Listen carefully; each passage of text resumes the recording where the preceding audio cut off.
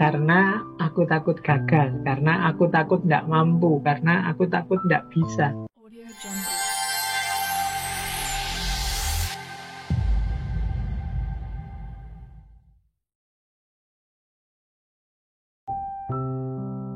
Orang-orang insecure itu biasanya kemudian punya 5 ciri ini dalam kesehariannya.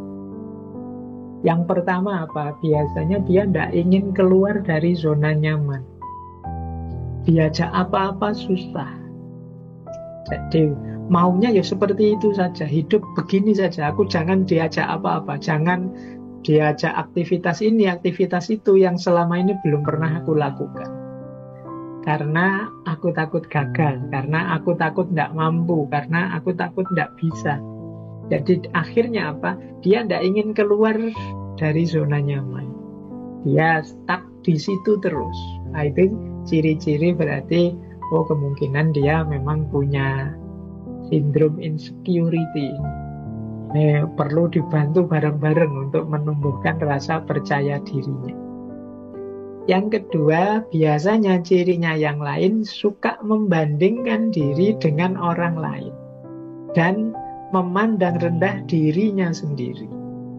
Jadi setelah banding-bandingkan itu biasanya justru menganggap dirinya, aku dibandingkan kamu tidak ada apa-apanya. Kamu sih enak, kalau aku orang miskin tidak seperti kamu.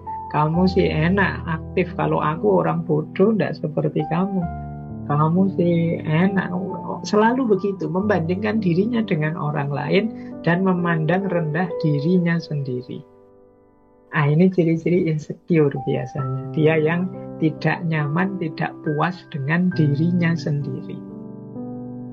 Ini penting kita amati orang-orang sekeliling kita. Kalau kita punya teman yang seperti ini, atau jangan-jangan kita sendiri yang seperti ini, ayo bareng-bareng kita menumbuhkan rasa percaya diri.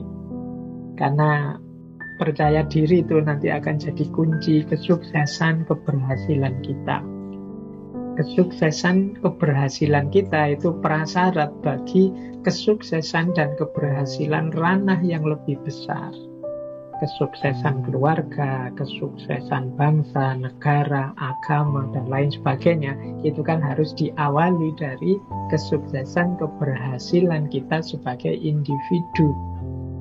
Kalau kita sebagai individu menganggap diri kita bukan apa-apa, menganggap diri kita terlalu rendah, terlalu lemah, ya sulit nanti kita sebagai pribadi sukses. Kalau sebagai pribadi kita tidak sukses, bagaimana kita sukses dalam keluarga? Bagaimana lebih besar lagi sukses dalam negara, sukses dalam agama, dan lain sebagainya. Maka kita cermati gejala-gejala ini, semoga tidak banyak ada dalam diri kita.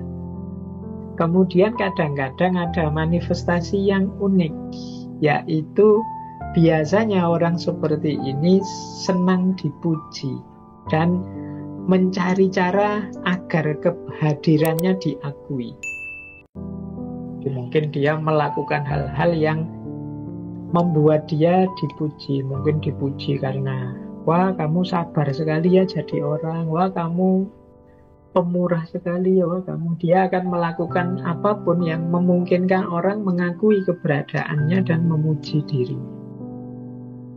Kadang-kadang terasa agak dibuat-buat atau terasa dipaksakan. Ini menunjukkan bahwa dia sangat terobsesi untuk agar diakui oleh lingkungan sekelilingnya, entah dengan cara apa.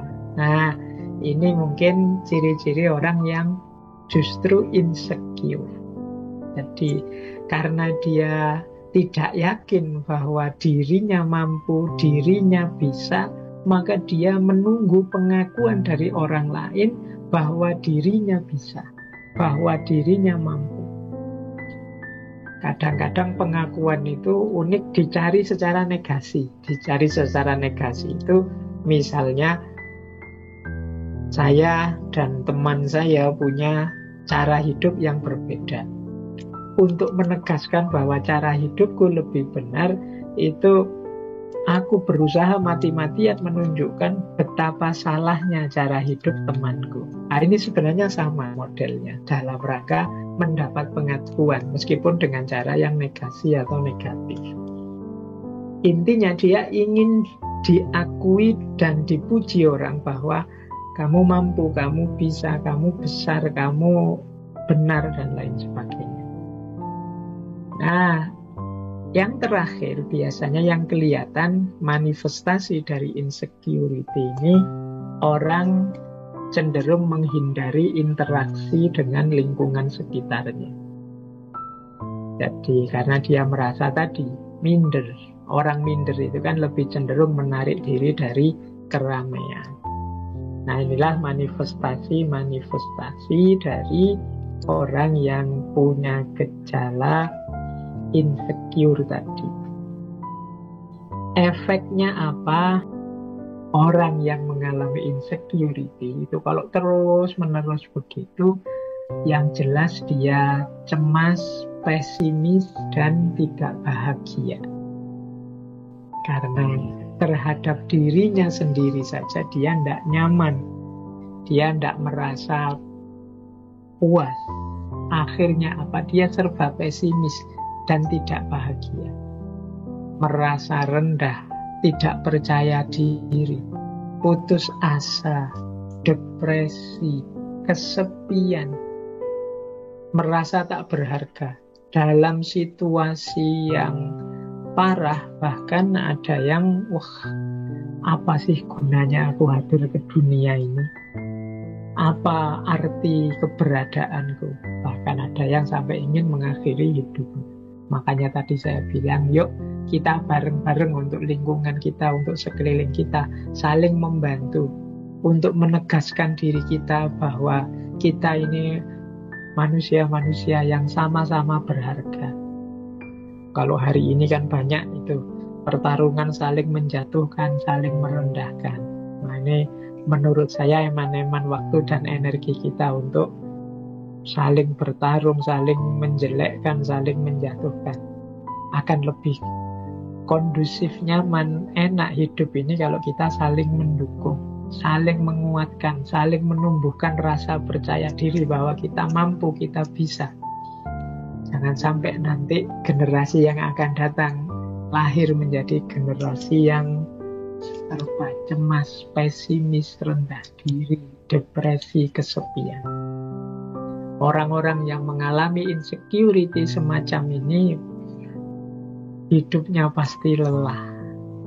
Lelah itu karena dia mikir dirinya sendiri yang tidak memenuhi standar-standar seperti yang dia harapkan. Kalau bisa dia ingin lari saja dari kenyataan.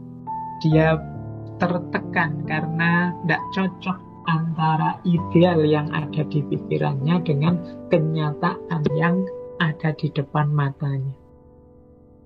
Jadi dia akhirnya ingin lari dari kenyataan. Fisiknya lelah, batinnya lelah. Makanya dia punya kecenderungan, saya bilang tadi, kalau dalam situasi sangat parah, ini perlu psikolog, perlu psikiater. Hari ini banyak hal yang membuat kita jatuh pada insecurity. Mari kita bareng-bareng untuk menyembuhkan rasa minder, rasa tidak percaya diri.